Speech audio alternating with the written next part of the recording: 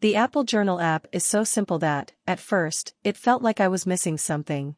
The whole app is just one screen, a reverse chronological timeline of your journal entries, with a big plus button down at the bottom. I hit the plus, and an overlay appeared with some options: tap new entry at the top, or respond to one of Journal's reflection prompts.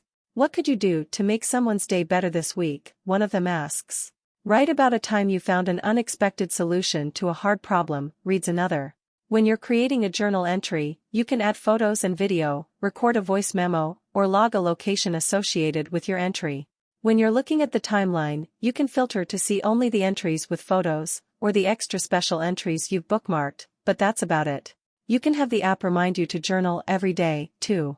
I don't know what I expected from an Apple-made journaling app, really, but it is very much just a journaling app, and a pretty basic one at that.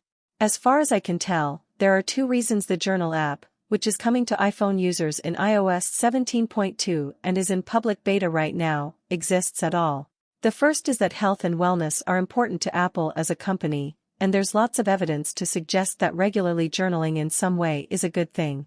The second is that, in a lot of ways, your phone is actually the perfect place to keep a journal because it can kind of do it for you. The big idea behind Apple Journal is that your phone can learn to recognize what Apple calls moments. It can look at where you were, who you FaceTimed with, how many videos you took, and other signals that only your phone has access to, and deduce that this was probably something you'd want to remember and revisit.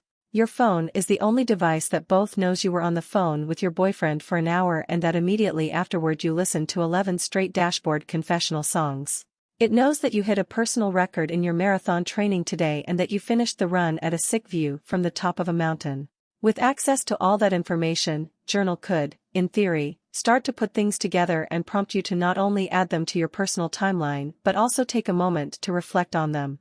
Apple is coy about exactly how it all works, though, and exactly what signals matter and how. This is a really intriguing idea, especially because Apple is making this tech, which Apple calls a Suggestions API for Moments, available to other third-party journaling apps as well. All the machine learning and processing happens on your device, and the app you're using only gets information about moments once you pick one to add. The only part of Journal that isn't completely local is the iCloud backups, which are themselves encrypted. It's also, I should say, a total minefield.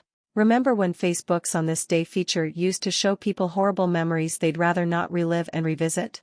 Journal has access to even more data and could do even worse. As my colleague Victoria Song wrote back in June, if your camera roll is like mine, it's a jumble of happy, serene, infuriating, vain, mundane, and melancholy moments. It's messy because life is messy. And if the Journal app truly takes a page from Apple's Memories feature, there's a good chance it's going to tactlessly ambush you with memories you either don't want or aren't ready to see. You get some control over what data Journal uses to suggest moments, and you can also just turn them off entirely if you want. But those are all on/off switches, and it'd be nice to see Apple offer some more fine-grained controls over time.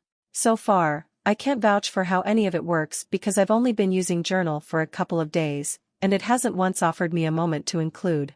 And I've been taking moody pictures and listening to Taylor Swift the whole time.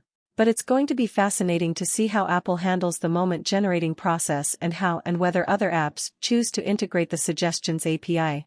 Third-party apps won't be able to insert their stuff directly into the Moments system, but data from any app that uses SiriKit, CallKit, or HealthKit could funnel into Suggestions as well.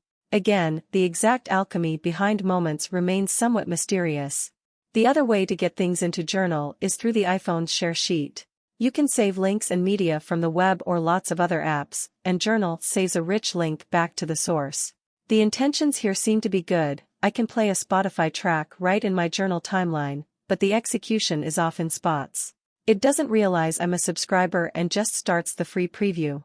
In general, Journal definitely won't replace your bookmarking app or read later service, nor is it trying to. This app is so focused on being an easy place to create and review journal entries that it won't even let you have tags or folders. At least for now, I suspect Journal might appeal as an entry-level journaling app, but is not likely to convince many people to dump their existing diary. I'm a longtime day one user, and nothing in Journal makes me want to switch. It's absolutely true that your phone knows you unlike any other device you have, and Apple's probably right to try and figure out how to use that to improve your life. But I think about all the times my Apple Watch yells at me to stand while I'm sick in bed, and I wonder how well my devices actually do know me. And I wonder how I feel about the idea that my phone even could get it right. Are we really just a collection of the stuff we do on our screens, and is it our responsibility to teach our devices to understand us better? Is that the AI future we're looking for?